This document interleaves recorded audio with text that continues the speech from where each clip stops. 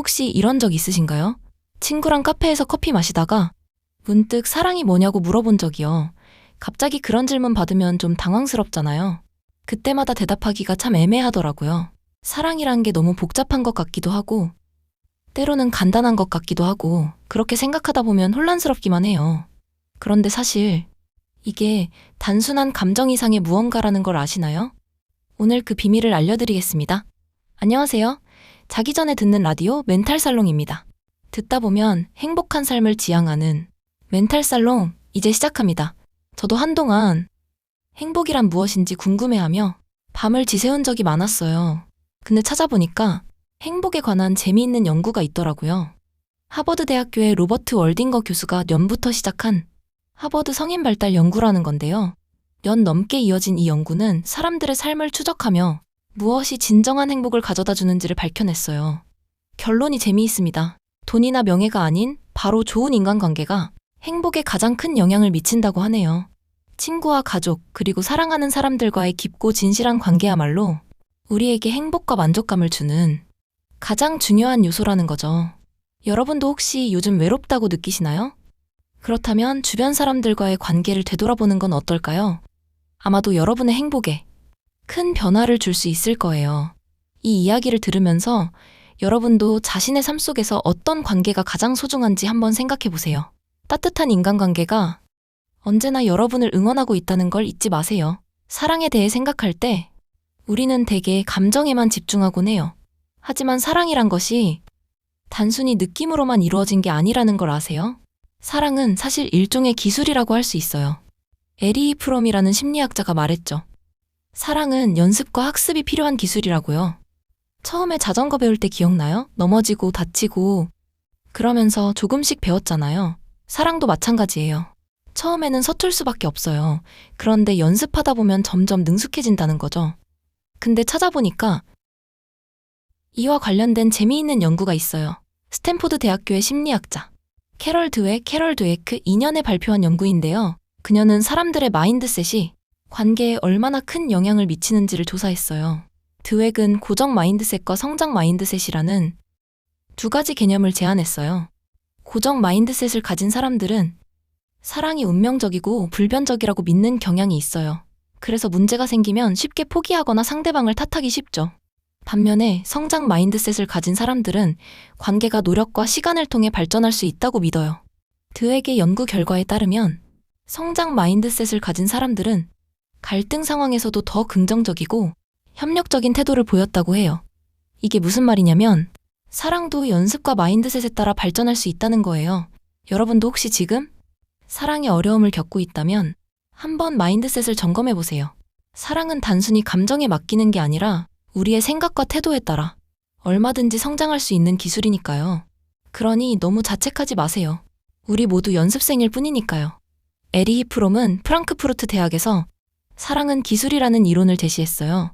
이 이론에 따르면 사랑은 그저 감정에 맡겨두는 게 아니라 능동적으로 배우고 실천해야 하는 것이라고 해요. 자전거를 처음 탈 때 얼마나 어려웠던지 기억하시죠? 하지만 그 과정을 통해 기어 변속도 하고 균형도 잡고 나중에는 자유롭게 달릴 수 있었잖아요. 사랑도 비슷해요. 처음에는 불안하고 실수도 많이 하지만 연습을 통해 점점 더 잘하게 되는 거예요. 근데 찾아보니까 심리학자 존 가트맨이 워싱턴 대학교에서 진행한 연구가 이 이론을 더욱 구체적으로 설명해 주더라고요.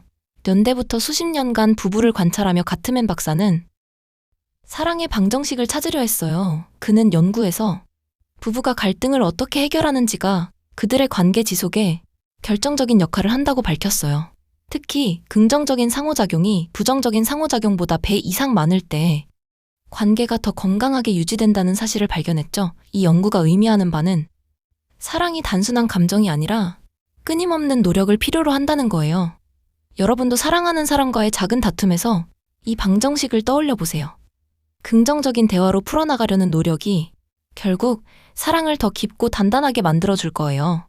가트맨의 연구는 결국 우리가 사랑을 연습할 때 더 나은 사랑을 할 수 있음을 보여줘요. 우리의 실수를 인정하고 개선하는 과정이야말로 진정한 사랑의 기술이 아닐까요? 이런 식으로 사랑을 기술로 접근하면 단순히 감정에 휘둘리는 게 아니라 더 능동적이고 책임감 있게 사랑에 임할 수 있게 돼요. 그러니까 사랑이란 게 복잡하고 혼란스러운 게 아니라 배울 수 있는 기술이라고 생각하면 마음이 조금은 편해지지 않나요? 오늘 이 이야기를 통해 여러분도 사랑을 새롭게 바라볼 수 있으면 좋겠어요. 근데 찾아보니까 스탠퍼드 대학의 심리학자 로버트 스턴버그가 연애 진행한 연구가 바로 이 점을 잘 설명해줘요. 스턴버그는 사랑을 3가지 요소로 나누었는데 바로 친밀감, 열정, 그리고 헌신이에요. 이 3가지 요소가 어떻게 조합되느냐에 따라 다양한 형태의 사랑이 생긴다고 하더라고요.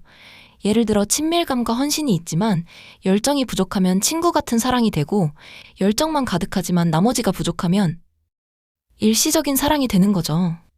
이렇게 사랑을 구성하는 요소들을 이해하면 사랑을 더 잘 관리하고 발전시킬 수 있잖아요? 그러니까 사랑도 다른 기술처럼 분석하고 연습할 수 있는 거예요.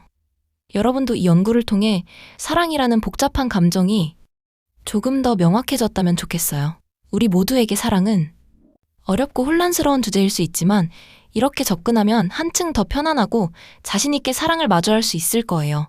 사랑을 기술로 배우고 연습할 수 있다는 점 정말 흥미롭죠? 이제 우리가 한 발 더 나아가 볼게요. 그렇다면 사랑을 어떻게 더 잘할 수 있을까요? 에리 프롬의 이론을 넘어서 우리는 감정을 어떻게 다루는지에 대해서도 많이 배워야 하거든요. 사랑의 관계에서 가장 중요한 것 중 하나가 바로 감정 밸리데이션이에요. 이 개념은 게리 체프먼이 노스웨스턴 대학에서 연구했어요. 그는 사랑의 5가지 언어를 통해 우리가 서로의 사랑을 어떻게 이해하고 표현할 수 있는지를 설명했죠. 근데 찾아보니까 심리학자 존 고트만 박사가 워싱턴 대학교에서 연애 진행한 연구가 있어요. 그는 부부의 대화를 분석하면서 서로의 감정을 인정하고 이해하는 것이 관계의 만족도에 큰 영향을 미친다는 사실을 발견했어요.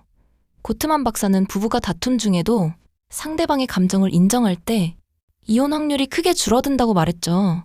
이런 연구 결과를 보면 여러분도 사랑의 기술을 연마하는데 감정 밸리데이션이 얼마나 중요한 역할을 하는지 이해할 수 있겠죠? 여러분의 관계에도 감정의 다리를 놓아보세요. 사랑의 5가지 언어는 선물, 서비스, 시간, 신체 접촉, 그리고 인정의 말이에요. 각자의 언어가 다를 수 있기 때문에 우리가 상대방의 언어를 이해하지 못하면 서로의 사랑을 느끼지 못할 수 있어요. 이걸 자전거 타기에 비유하자면 마치 기어 변속을 잘못해서 오르막길에서 힘들게 페달을 밟는 것과 같다고 할 수 있어요. 상대방의 사랑의 언어를 배우는 건 기어 변속을 제대로 익히는 것과 같아서 더 수월하게 사랑의 관계를 이어갈 수 있게 돼요. 혹시 이런 경험 있으신가요? 나는 상대방을 사랑한다고 생각했는데 상대방은 그걸 느끼지 못했다고 말한 적. 이런 상황에서 상대방의 사랑의 언어를 이해하는 게 얼마나 중요한지 알 수 있죠. 게리 체프먼의 연구에 따르면 서로의 사랑의 언어를 맞추면 관계의 만족도가 대폭 상승한다고 해요. 그러니 여러분도 사랑하는 사람과 서로의 언어를 맞춰보는 건 어떨까요? 혹시 지금 이 이야기가 마음에 와닿으시나요? 그렇다면 좋아요 한번 눌러주세요. 여러분의 공감이 더 좋은 이야기를 만드는 힘이 됩니다. 자, 이제 감정 조절에 대해 좀 더 깊이 들어가 볼게요. 워싱턴 대학의 존 가트맨 교수님의 연구를 보면요. 결혼한 부부의 대화를 관찰하면서 감정 조절의 중요성을 발견했대요.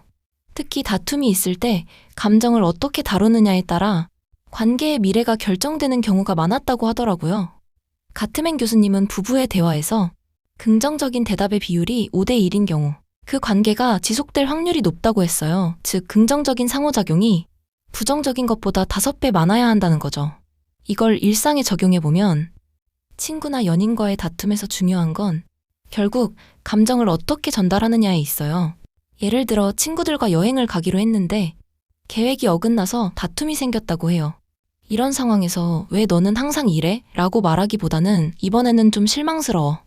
다음엔 더 잘해보자 라고 말하는 거죠.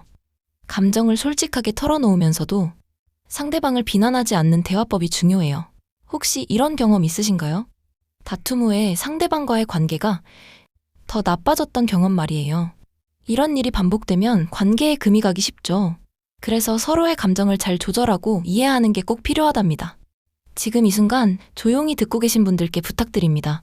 아직 구독을 안 하셨다면 구독과 알림 설정 한 번만 눌러주세요. 매일 밤 여러분의 마음을 어루만져 드리겠습니다. 또 다른 예로 대화를 할 때 상대방의 입장을 이해하려고 노력하는 것도 중요해요. 회사에서 상사와의 의견 충돌이 있었다고 해볼게요. 그럴 땐 상사의 입장에서 왜 그런 결정을 내렸는지 이해하려고 노력해보세요. 한 발짝 물러서서 상황을 바라보면 억울했던 감정이 조금은 풀리는 경우도 있거든요. 이처럼 감정 조절은 연습이 필요한 기술이에요. 처음엔 쉽지 않지만 자전거 타기처럼 반복하다 보면 능숙해질 수 있답니다. 그러니 여러분도 일상 속에서 감정 조절 연습을 조금씩 해보세요. 그럼 여러분의 관계도 더 건강해질 거예요. 감정 조절뿐만 아니라 사랑을 표현하는 방법에도 여러 가지가 있다는 걸 아시나요?